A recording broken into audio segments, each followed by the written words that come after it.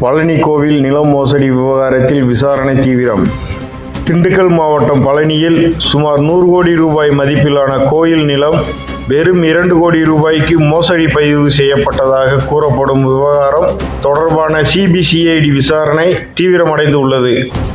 இந்த வழக்கில் இன்று திண்டுக்கல் சிபிசிஐடி அலுவலகத்தில் பழனி கோயில் இணை ஆணையர் மாரிமுத்து, எஸ்பி சாஜிதா முன்னிலையில் விசாரணைக்கு ஆஜரானார்.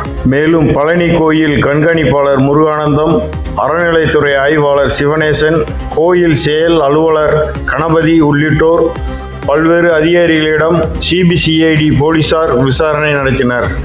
நிலம் தொடர்பான அறநிலைத்துறை ஆவணங்களும் விசாரணைக்காக அதிகாரிகளால் எடுத்துச் செல்லப்பட்டதாக தகவல் வெளியாகியுள்ளது.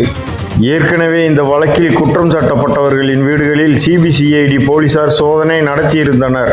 தற்போது பத்திரப்பதிவு அலுவலகம் உள்ளிட்ட பல்வேறு இடங்களில் தனித்தனி குழுக்களாக பிரிந்து போலீசார் விசாரணை மேற்கொண்டு வருகின்றனர்.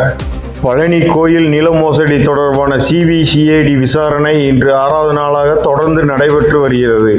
இந்த மாதிரி முக்கியமான செய்திகளை உடனுக்குடன் பெற தமிழ் நியூஸ் கேட்வே சேனலை சப்ஸ்கிரைப் செய்யுங்கள். பெல் பட்டனை அழுத்த மறக்காதீர்கள்.